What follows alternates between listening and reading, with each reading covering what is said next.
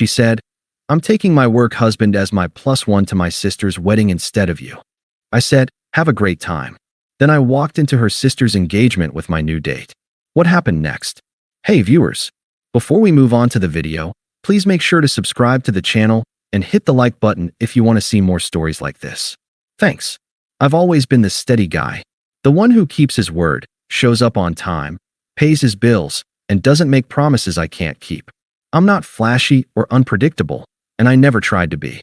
I just thought loyalty still meant something. My girlfriend, Samantha, used to say that was what she loved about me.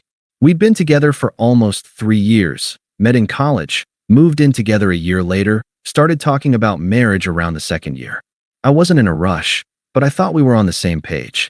We even looked at rings once when we were killing time at the mall.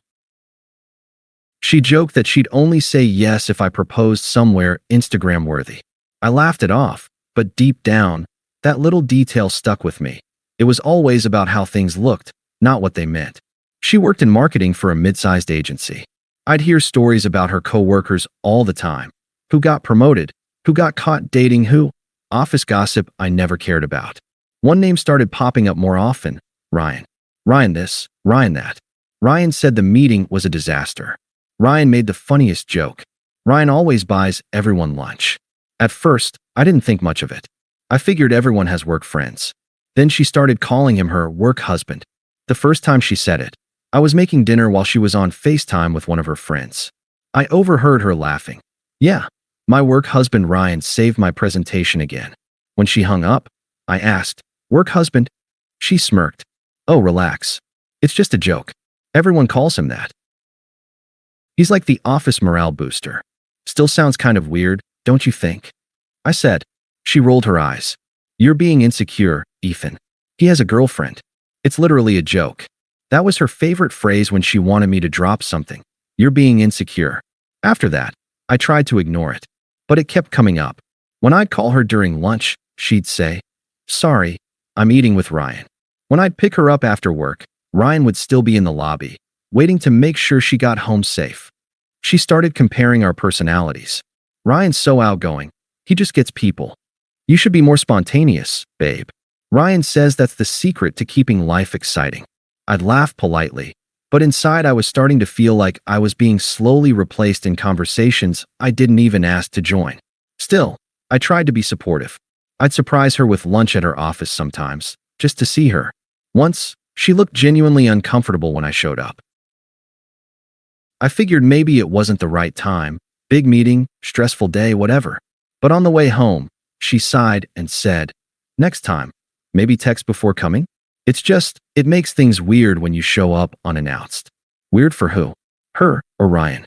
That night, I caught her texting someone after midnight. When I asked who it was, she said, "Ryan. He's freaking out about a client pitch." Then she laughed at her phone, turned the screen away from me, and said, "You wouldn't get it. It's an inside joke."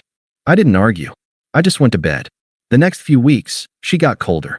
Shorter replies. Less affection. More excuses about being busy. I chalked it up to stress from work. Until one evening, she came home in a great mood and said, "Guess what? My sister asked me to be a bridesmaid." She started listing all the wedding plans, the dresses, the venues, the family drama. I was happy for her. I even joked, "Better start thinking about what you want me to wear." She smiled faintly, but didn't say anything. I thought maybe she was distracted. A week later, I found out why. A week later, I was in the kitchen cooking when Samantha walked in, scrolling through her phone. She looked distracted, almost nervous. "Hey," I said, "your sister's wedding is next weekend, right? You figure out what time we're heading out." She hesitated for half a second too long. "Yeah, about that." I turned down the stove. "About what?" She set her phone on the counter and folded her arms, her tone way too casual. "So, I'm actually going to take Ryan as my +1. I stared at her, waiting for the punchline. "You're what?" She nodded like she was explaining something perfectly logical. "Yeah, it just makes sense, babe. My sister and her fiancé love him. They've met him at a couple of work things. And you said you don't really enjoy big family events anyway." I laughed once in disbelief. "Samantha, that's your sister's wedding. You're my girlfriend." "What are you even talking about?" She sighed, like I was being difficult. "Ethan, don't make this weird. Ryan's part of my life, whether you like it or not. You get so tense around him, and I don't want that kind of energy there. I need this weekend to just have fun, you know? So you're taking your work husband instead of your actual boyfriend? She rolled her eyes. It's not like that. You're overreacting. It's just one event. God, you can be so controlling sometimes. That word, controlling, hit harder than it should have. I wasn't trying to control her. I just expected basic respect. So let me get this straight, I said slowly. You're taking another man, who you've emotionally prioritized for months, as your plus one to your sister's wedding, and you think that's fine? She crossed her arms tighter. It's fine because it's my decision. I don't need your permission to have a friend. Right, I said. A friend. She exhaled sharply, like she was the one who'd been wronged. I'm not doing this argument again. I just wanted to tell you so you wouldn't make a scene later. Please don't make this into some huge drama. I nodded. No drama. Good. She smiled faintly, relieved that I'd dropped it. I knew you'd understand. I turned back to the stove, stirred the pot once, then said quietly, "Have a great time, Samantha." She froze for a second, like she'd expected me to fight harder. Then she just said, "Thanks," and walked off to her room. I didn't go after her. I didn't text her when she left for the wedding that weekend. And I didn't answer when she sent a few pictures from the reception with captions like, "It's been such a fun night." The kind of fake happiness people post when they need to convince themselves they're doing the right thing. That was the night I realized something important. I didn't lose her. She'd been gone for a while. I was just now noticing the empty space she left behind. A few days later, I got a call from someone I hadn't spoken to in a while. Her sister's fiancé, Mark. He was starting a small logistics business and remembered I worked in supply chain. He wanted some advice, maybe even a partnership opportunity. I said yes. Not out of revenge. Not yet, anyway. But when he invited me to their upcoming engagement party, and specifically mentioned that Samantha would be there, I knew exactly who I'd bring as my plus one. The few weeks after the wedding were quiet. Samantha came back acting like nothing had happened. She talked about how beautiful her sister's ceremony was, how emotional it got, how everyone adored Ryan. I just nodded and let her talk. I didn't ask questions. She must have noticed, because after a few days she said, "You've been so distant lately. Are we okay?" I smiled a little. We're fine. And in a way, we were. Because for the first time in a long time, I wasn't chasing her attention anymore. I started staying late at work, not because I was trying to avoid her, but because I actually cared about my career again. I reconnected with friends I'd stopped seeing. I got back to the gym. Meanwhile, Samantha's glow from the wedding started to fade. I could tell from the way she'd scroll her phone in silence, thumb hovering over her messages. Her little work husband posts disappeared one by one. Eventually, she stopped mentioning him altogether. 2 weeks later, Mark, her sister's fiancé, called me again. His business idea had real potential, and we hit it off right away. I helped him outline a plan, connected him with some people in my field, and before long we decided to partner up officially. He even said, "Man, you're gonna love the engagement party. My fiancé keeps saying you're one of the calmest guys she's ever met. You're like the anti-drama version of her sister." That last line made me laugh. When the invitation arrived, I almost didn't go. Part of me thought showing up might be awkward. But then I remembered the way Samantha had looked at me when she said she was taking Ryan. Like I was the boring, predictable guy she'd outgrown. I wasn't angry anymore. I just wanted to live like I never needed her approval again. I decided to bring someone new. Julia. We'd met at the gym. Confident, elegant, sharp sense of humor. The kind of woman who knew her worth without needing to prove it to anyone. When I told her about the event, I kept it vague, just said it was a business partner's engagement party. She agreed without hesitation. That night, Julia walked out in a deep green dress that turned heads the second we entered the room. She carried herself with effortless confidence, not trying to impress anyone, just comfortable in her own skin. The party was already buzzing when we walked in. I spotted Mark near the bar and waved. His fiancée ran up to hug me, thrilled I could make it. Then I saw her. Samantha. She was standing near the dessert table, holding a half-empty glass of champagne, mid-laugh with one of her cousins. The second she saw me, the laughter died on her lips. Her eyes darted from me to Julia, then back again, like her brain was struggling to catch up. Julia noticed the tension instantly. She leaned closer and whispered, "X." Something like that, I said. We kept walking, straight past Samantha, and greeted her sister. Her sister's face lit up when she saw me. Ethan, oh my God, I'm so glad you came. Mark told me you two are working together now. You have no idea how much that helps us. Happy to, I said. He's got a solid plan. Samantha's sister looked between Julia and me. And who's this? Julia smiled politely and offered her hand. Julia, Ethan's date. Her sister's smile widened. You look stunning together. Samantha's jaw tightened just slightly in the background. The rest of the night was effortless. Julia fit right in, chatting with people, laughing, actually enjoying herself. Meanwhile, I could feel Samantha's eyes on me every few minutes, watching me laugh, watching Julia rest her hand lightly on my arm when she spoke. At one point, I overheard her telling her cousin, "It's not serious. He moves on fast when he's trying to prove a point." But her voice cracked halfway through. I didn't confront her. I didn't gloat. I didn't even look her way again. And maybe that was what got to her the most, that I'd already stopped caring. By the time we were leaving, Mark came up and clapped me on the shoulder. You and Julia should come by next week. We're finalizing the deal paperwork. I'll text you. Sounds good, I said. As we walked past the exit, Samantha stepped forward. Ethan, she said quietly. Julia excused herself to grab her coat. I turned. Yeah. She looked unsure for the first time in months. You look different. I am, I said simply. Her lips parted, but before she could say anything else, Julia came back, linking her arm through mine. I smiled and nodded to Samantha. Take care. As we walked out into the night, I heard her sister's voice behind us saying, I told you, you shouldn't have brought Ryan to my wedding. That was embarrassing. I didn't look back. A week after the engagement party, Mark and I finalized our business partnership. It was small at first, consulting work, helping him get his startup idea off the ground, but things clicked fast. I was finally doing something I enjoyed again, surrounded by people who actually respected me. Meanwhile, Samantha was quiet. Too quiet. She'd gone from posting her little work bestie lunches every other day to complete silence. I hadn't blocked her, but I stopped checking. Still, mutual friends love gossip, and gossip found me.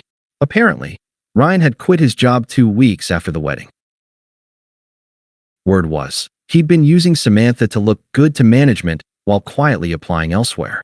When he landed a position in another city, he didn't even tell her, just ghosted her completely. She found out through a LinkedIn update. I wasn't surprised.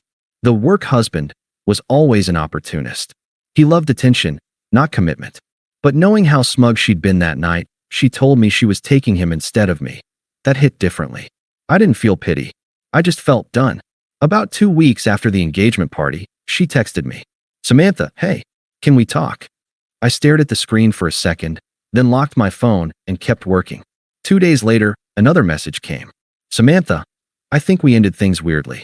I miss talking to you. Samantha, I saw you with that woman. She's really pretty. Is it serious? I didn't reply. The next evening, she called. I let it ring out. Then she tried again the next morning.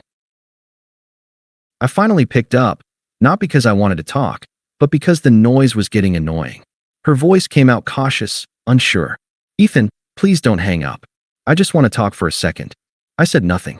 I know I messed things up, she started. I got caught up in stupid stuff at work, and I thought Ryan actually cared about me. He didn't. He used me. I see that now. I shouldn't have said those things to you. Which part? I asked calmly. The part where you said you'd rather take another man to your sister's wedding? Or the part where you acted like I should just be fine with it? She went quiet. I didn't mean to hurt you like that, she said finally. I just wanted to feel appreciated. You were distant, Ethan. You never made me feel like you were proud of me. I almost laughed. Right? So you replaced me with your coworker. Makes sense. She sighed. Can you not be sarcastic for once? I'm trying to be honest here. I am too, I said. You made a choice, Samantha. You wanted excitement. You got it. And now that it blew up, you're trying to rewrite what happened. That's not fair. No, what's not fair is being loyal to someone who humiliated me in front of her own family because she thought she could do better. The line was silent for a few seconds. Then she said softly, I miss us. You miss the version of me that tolerated you, I said. That version doesn't exist anymore. She sniffed quietly, trying to keep her composure. So that's it. You're just done. I was done the moment you chose your work husband over me. You just didn't notice. Before she could reply, I ended the call. For a while, she tried to act like she hadn't heard the message. She started showing up in subtle ways, accidentally liking my posts, replying to mutual group chats more often, even showing up at one of the networking events I attended. But every time she tried to start a conversation, I'd just smile politely and walk away. It clearly started getting to her. One night, she texted again, "Samantha, do you really hate me that much?" I didn't respond. An hour later, "Samantha, you could at least answer me. I just want closure." I turned my phone off and went to bed. The next morning, Mark called. "Hey man, not to stir drama, but Sam's been asking about you nonstop. My fiance's getting tired of it. She said it's embarrassing." I laughed. "Yeah, I'm sure it is." He chuckled. "Guess she realized what she lost, huh?" "Something like that," I said. A few days later, Julia and I went to dinner with Mark and his fiancée. It was a small restaurant, cozy, quiet. Halfway through the meal, I saw Samantha walk in alone. She froze when she spotted us. Julia leaned over. "Friend of yours?" I smiled faintly. "Old chapter." Samantha's eyes darted between us, realization hitting her. Julia reached for my hand across the table, casually, naturally, and Samantha looked away, pretending not to notice. When we left, she tried to intercept me near the entrance. "Ethan," she said quickly, her voice low. "Can we please talk for just a minute?" I looked at her, calm. "About what?" She hesitated. I missed the way things were. I thought maybe." "No," I said gently, cutting her off. "You thought wrong." She blinked, stunned by how easily the words came out. Then I nodded toward Julia waiting by the car. "Take care of yourself, Sam." And that was the last time we ever spoke. 6 months later, life was good. Not loud, not dramatic, just good. Mark's business had taken off faster than either of us expected. We'd landed 2 big clients, and suddenly I wasn't just the quiet guy in the background anymore. I was the guy people came to for advice. The kind who didn't have to prove anything to anyone. Julia and I were still together. It wasn't a whirlwind romance or some over-the-top revenge glow-up. It was calm, balanced, and easy, everything my old relationship wasn't. We respected each other. We talked things through. She never made me feel like I had to compete for her attention. Meanwhile, word about Samantha's situation came through mutual acquaintances. Apparently, after Ryan ghosted her, she tried dating a few people from work, all short-lived disasters. One guy cheated on her with another coworker. Another dumped her after a month, saying she was too emotionally exhausting. Her sister had distanced herself, too. The engagement party drama, plus Samantha's habit of playing the victim, had burned that bridge. The last I'd heard, Samantha was renting a small apartment downtown and complaining about toxic men online. Every post had the same undertone, that she was misunderstood, unlucky, and trying to heal. I didn't comment, didn't stalk, didn't even feel much about it. She'd become background noise. Then one afternoon, out of nowhere, she emailed me. Subject, "One last thing. Hey Ethan, I know you probably don't want to hear from me, but I just wanted to say I'm happy for you. You seem to be doing well. I've had time to think about everything, and I realize how badly I treated you. I wish I could take it back. I miss who we were before things got messy. If you ever want to talk, I'd love to catch up, even just as friends. Take care, Samantha." I stared at the screen for a while. 6 months ago, that message would have torn me up. Now it just felt hollow. I thought about all the nights I'd stayed up wondering what I did wrong. About the humiliation of being replaced by a work husband. About how she'd looked at me with pity, like I was the safe, boring option. And then I thought about Julia laughing in the kitchen that morning while making coffee, barefoot, wearing one of my shirts. About Mark calling to say the next phase of our project was getting media coverage. About the quiet satisfaction of finally having a life that felt peaceful. I clicked reply. "Hey Samantha, I appreciate the message. You're right, I am doing well. Things have turned out exactly how they were supposed to. I'm glad you're reflecting, and I hope you find whatever peace you're looking for. But as far as catching up, there's really nothing left to talk about. We closed that chapter a long time ago. Take care of yourself." Ethan. I hit send and archived the thread. That was it. No drama, no satisfaction, no need to twist the knife. Just closure. 2 weeks later, I ran into Mark and his fiancée for dinner. They told me Samantha had shown up at their place unannounced, crying, saying she'd lost everything that mattered. Her sister had finally told her to move on. I didn't say much. I just nodded. Mark smirked. You handled that whole thing better than anyone I know. Most guys would have tried to rub it in. There's no point, I said. She already did it to herself. Later that night, Julia and I were walking back to the car. She slipped her hand into mine. You seem quiet, she said. Just thinking, I said. About her. About how peaceful it is not to think about her. Julia smiled softly. That's a good place to be. Yeah, I said, looking out at the city lights. It really is. And for the first time since it all started, since that day she told me she was taking her work husband to the wedding, I realized I wasn't angry anymore. I wasn't even hurt. I was free. Thanks for watching. Make sure to subscribe to the channel and hit the like button. What do you think about this story? Share it in the comments.